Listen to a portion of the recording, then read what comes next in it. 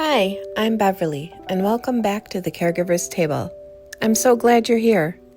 If you're caring for a loved one, a parent, a spouse, a child, or even a friend, this space is for you. Each week, I share a few minutes of encouragement, a simple tip, stories from my own caregiving journey, and the honest truth about caregiving that people don't always say out loud. And through it all, a gentle reminder, you don't have to walk this road alone. So take a breath, settle in, and let's spend a little time together at the caregiver's table. There comes a moment in every caregiver's journey, a moment you don't talk about, but you feel deep in your bones. It's the day you think, I can't do this anymore. Not because you don't love your person, not because you're weak, but because your heart is tired.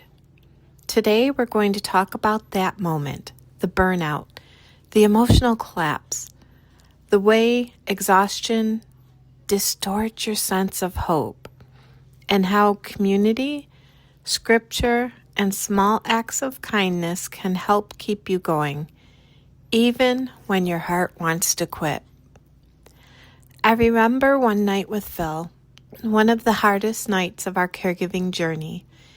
He was struggling more than usual, and every task felt like climbing a mountain. I was exhausted, overwhelmed, and stretched thin in every direction. When I finally sat down, I felt this wave rise inside me. Not anger, not frustration, but a deep aching. I just can't do this anymore. It scared me because I loved him so much. I wanted to be strong, but my heart felt like it was shutting down. That moment didn't mean I was giving up. It meant I was depleted.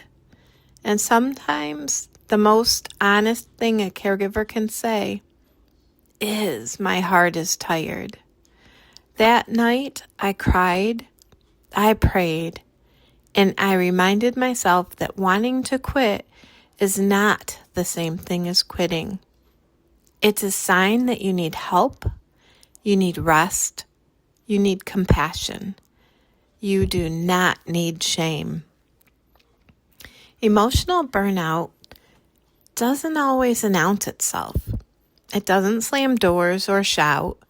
Most of the time, it arrives quietly, slipping into your life through the cracks created by too many hard days in a row. Sometimes burnout looks like numbness, not sadness, not anger, just nothing. A kind of emotional shutdown that happens when your heart has been carrying more than it was ever meant to hold. Sometimes burnout feels like heaviness, the kind that makes even simple tasks feel impossible. The kind that makes you stare at the laundry basket or the pill organizer or the sink full of dishes and think, I don't have it in me today. And here's the hard part. Burnout distorts your sense of hope. It makes the hard moments feel permanent. It convinces you that you're alone even when people care. It whispers lies, subtle lies like you're failing. You should be stronger. Everyone else handles this better. You're the problem. But none of those things are true. Burnout isn't a character flaw. It's not a lack of love. It's not a sign that you're doing caregiving wrong. Burnout is a human response to an inhuman amount of pressure. Caregiving asks you to be the nurse, advocate, chauffeur, counselor, decision maker, emotional anchor, and spiritual support, often all in the same day. And you're doing it while grieving the changes, absorbing the stress, and trying to hold your own life together. Of course your heart gets tired. Of course your hope wavers. Of course, you have moments when you want to quit. That doesn't mean you're done. It means you're hurting. And hurt needs care, not criticism. It needs rest. It needs gentleness. It needs someone to say, you're not alone. You're not failing. You're carrying something heavy, and it's okay to set it down for a moment. Burnout is not the end of your story. It's a signal, a warning light, telling you that your heart needs tending. And tending doesn't happen through shame. It happens through compassion, through community, through scripture that reminds you God sees the weary, through small acts of kindness that breathe life back into the places you feel empty. Burnout doesn't mean you're weak. It means you've been strong for far too long without a place to rest. And sometimes today, in this episode, we're going to talk about how to find that rest, how to rebuild hope, how to reconnect with your own humanity, and how to keep going without losing yourself in the process. I felt this with my mom too. There are days when her confusion is so constant, so repetitive, so emotionally draining that I feel myself shutting down inside. Days when I think, I don't know how to keep doing this. And then something small happens. She smiles. She reaches for my hand. She says something sweet or funny without realizing it. And that tiny moment becomes a lifeline.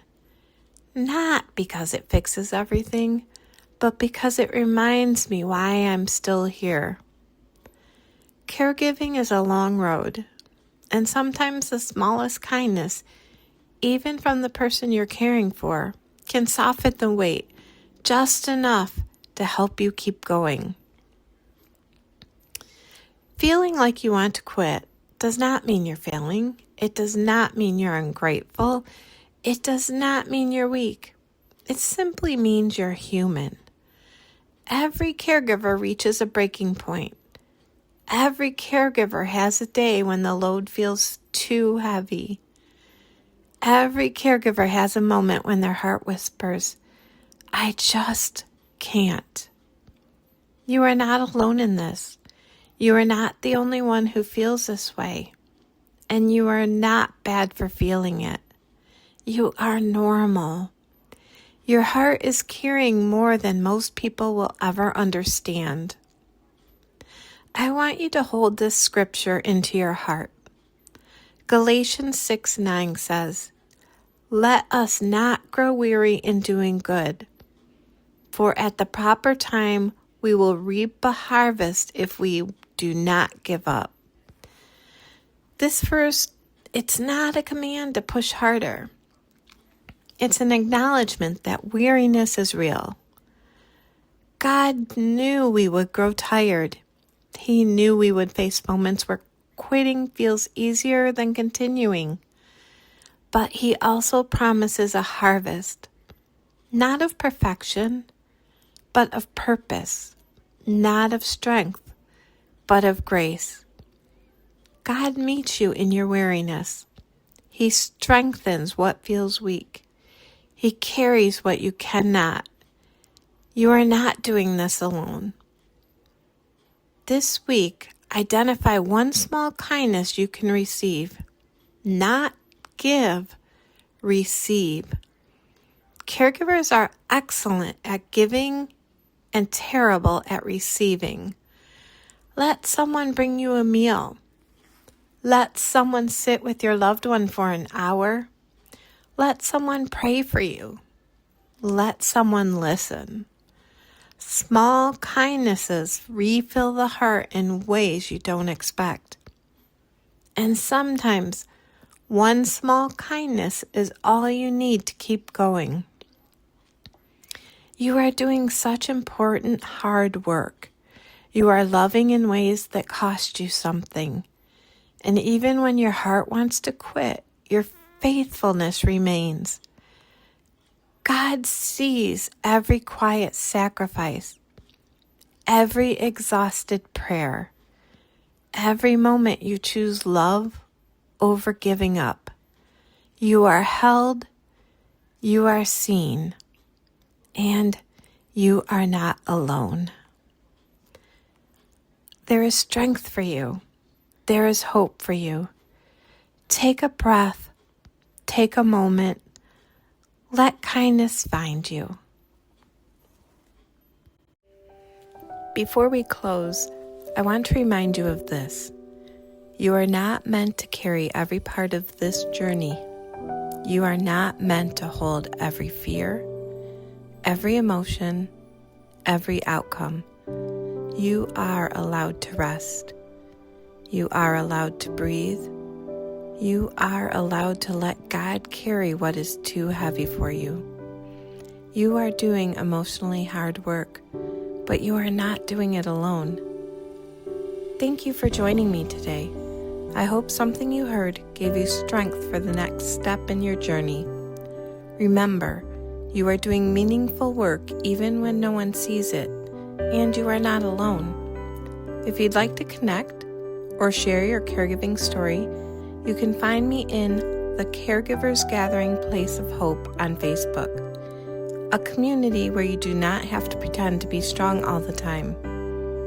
And if you'd like more encouragement, my cookbook on Amazon, Comfort and Care, a caregiver's cookbook, offers both easy recipes and everyday hope. If a part of this episode spoke to you today, I would love to hear from you. Please email me at thecaregiverstable@yahoo.com. Thanks for listening, and I'll see you next time at The Caregiver's Table.